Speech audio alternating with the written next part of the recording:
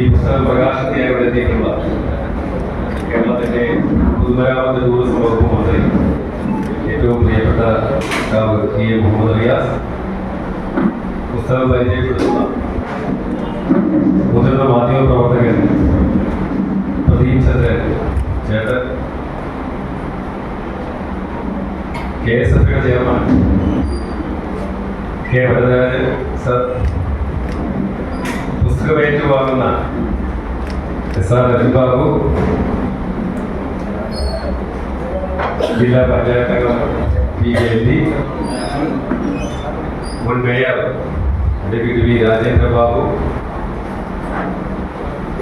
ഇന്നും കുറച്ച് മുന്നോട്ട് പോകുമ്പോൾ ചിന്നമല്ലൂർ ഗ്രാമത്തിന്റെ ബോർഡറിൽ നിന്നും 18 ഹെയർപിൻ ബെഞ്ചുകൾ കയറി മുകളിലേക്ക് പോകുമ്പോഴാണ് മേഘമല എന്ന സ്വപ്നഭൂമി ആരംഭിക്കുന്നത്. ഒരു ദിവസം അർദ്ധരാത്രി ഞാനിങ്ങനെ ഉറക്കം നഷ്ടപ്പെട്ട് കിടക്കുമ്പോൾ ഫോണിൽ റീൽസ് നോക്കിക്കൊണ്ടിരിക്കുമ്പോൾ ഒരു 15 സെക്കൻഡ് റീൽസിലാണ് മേഘമലയുടെ എല്ലാ സൗന്ദര്യങ്ങളും കാണിച്ചുകൊണ്ടൊരു ചെറിയ മ്യൂസിക്കുള്ള സ്ഥലം കണ്ടു. പിറ്റേന്ന് തന്നെയാണ് DYFയുടെ തമിഴ്നാട് സംസ്ഥാന ജോയിന്റ് സെക്രട്ടറി ആയിരുന്ന സഖാവ് ബാലചന്ദ്ര ബോസിനെ വിളിച്ചു. നമ്മൾ സഖാവെ തേനിയിലേക്ക് ഒരു സ്ഥലം കൊണ്ടിരിക്കുന്നത് കാണാം. അപ്പൊ അദ്ദേഹം തേനിയിലെ രാജ എന്ന് പറഞ്ഞ സഖാവിനെ ചുമതലപ്പെടുത്തുന്നു. അദ്ദേഹമാണെങ്കിൽ എന്നോട് റൂം ബുക്ക് ചെയ്ത് ഞങ്ങൾ പോവുകയും അവിടെ ഉണ്ടായിട്ടുള്ള ചില സന്ദർഭങ്ങളിൽ നിന്നാണ് എന്റെ മനസ്സിലേക്ക് ഈ പുസ്തകത്തിന്റെ കഥ ഞാൻ വിശദീകരിക്കുന്നില്ല. കാരണം റിയാസ് സഖാവ് ഈ 2 പരിപാടികളുണ്ട് കൊട്ടാരക്കരയിൽ. ഈ കഥ അവിടെ നിന്നാണ് ആരംഭിക്കുന്നത്. കഥയെക്കുറിച്ച് ബാക്കി നിങ്ങൾ വായിച്ച് മനസ്സിലാക്കിയിട്ട് അഭിപ്രായം പറഞ്ഞാൽ ഞാൻ എന്റെ കർത്തവ്യത്തിലേക്ക് കടക്കാണ്. ഇതിന്റെ അധ്യക്ഷൻ അജിതേട്ടൻ, എന്റെ ആദ്യത്തെ പുസ്തകത്തിന്റെ പ്രസാധക അയച്ചേട്ടൻ വലിയ പോസിറ്റീവായി നമുക്ക് എഴുതാൻ പ്രചോദനമാകുന്നത് അയച്ചേട്ടന്റെ ഇടപെടലിലൂടെയാണ്. രണ്ടാമത്തത് റെസ്പോൺസ് ബുക്സ് ആയിരുന്നു. അതിപ്പോ അദ്ദേഹം 2ാം ഭാഗം അദ്ദേഹമാണ് ചെയ്യുന്നത്. എപ്പോഴും പിന്തുണയുമായുള്ള അയച്ചേട്ടന്റെ ഏറെ ആവശ്യത്തോടു കൂടി സ്വാഗതം ചെയ്തുകൊള്ളു. ധനകാര്യ സ്ഥാപനങ്ങളായ ഗസ്റ്റ് ഹൗസുകളും മാറി. പുതിയ ടൂറിസ്റ്റ് കേന്ദ്രങ്ങളിൽ അത്യാധുനിക സൗകര്യങ്ങളുള്ള ഗസ്റ്റ് ഹൗസുകളും നിർമ്മിച്ചു. 1000 രൂപയ്ക്കും 500 രൂപയ്ക്കും 600 രൂപയ്ക്കും സാധാരണക്കാരായ പാവപ്പെട്ട മനുഷ്യൻ അവന്റെ വിശേഷ ദിവസങ്ങളിൽ അവന്റെ കുടുംബവുമായി ഒന്ന് എവിടെയെങ്കിലും പോകണം, ഒന്ന് ആഘോഷിക്കണമെന്ന് കരുതിയാൽ 500-1000 രൂപയ്ക്ക് അവന്റെ മൊബൈലിൽ നിന്നും ഗസ്റ്റ് ഹൗസുകളും ബുക്ക് ചെയ്ത് അവിടെ തങ്ങി വിശാലമായ മുറികളിൽ തങ്ങി ആഘോഷിച്ച് വരാൻ കഴിയുന്ന രീതിയിലേക്ക് ഉയർത്തപ്പെട്ടു. നമ്മുടെ കൊല്ലത്ത് ഏറ്റവും വലിയ ഉദാഹരണം ലോകമാകെ നോക്കുന്ന രീതി, ഇന്ത്യയുടെ തന്നെ ആദ്യത്തെ കൊല്ലത്തെ ജനതയ്ക്ക് രാത്രി മുഴുവൻ സ്വതന്ത്രമായിരിക്കുന്നത് ആഘോഷിക്കുന്നതിന് ബീപ്പാതെ നിർമ്മിച്ചു നൽകിയ. ഞാൻ പറഞ്ഞു വന്നത് പൊതുമരാമത്തും ടൂറിസവും രണ്ടും കൂടി ഒരാളുടെ കയ്യിൽ വന്നാൽ, ഏറ്റവും ഭംഗിയായി കൈകാര്യം ചെയ്യാൻ കഴിയുന്ന ഒരാളുടെ കയ്യിൽ വന്നാൽ അതെങ്ങനെ ഇരിക്കും? അങ്ങനെയാണ് ഇന്നത്തെ കേരളത്തിലെ ടൂറിസം പൊതുമരാമത്ത് രംഗം നിലകൊള്ളുന്നത്. നോവൽ ശാഖയെ പരിഗണിച്ചു ഒരു പ്രാധാന്യം കൊടുക്കുന്നില്ല.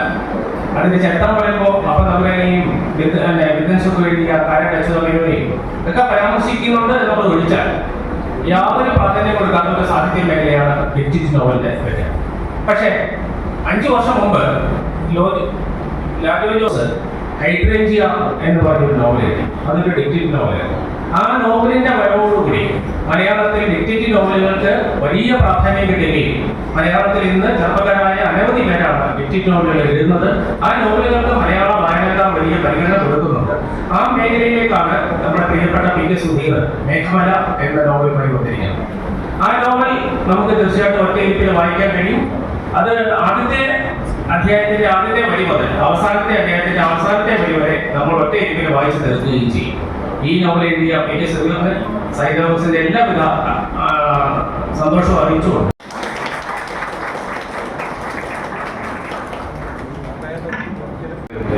ആക്ഷൻ ത്രില്ലർ നോവൽ മേഘമല പ്രകാശനം ചെയ്തതായി അറിയിക്കുന്നു.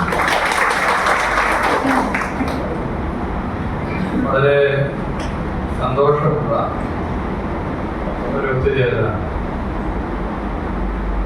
സുധീറുമായി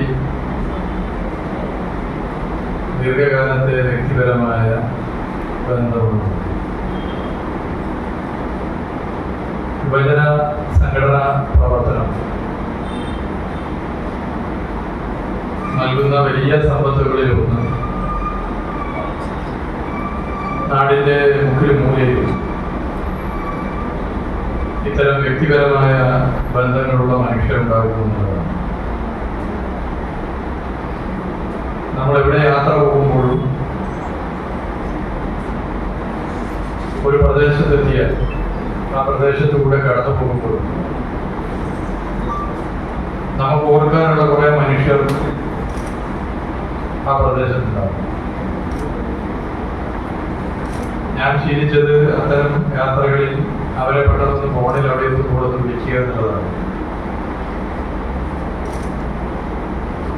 ഈ കൊല്ലം ജില്ലയിലൂടെ കടന്നു പോകുമ്പോൾ അങ്ങനെ വിളിക്കാറുള്ള പല ഫോൺ നമ്പറുകളിൽ പ്രധാനപ്പെട്ട ഒരു നമ്പറാണ് നമ്മുടെ സുധീറിന്റെ നമ്പർ.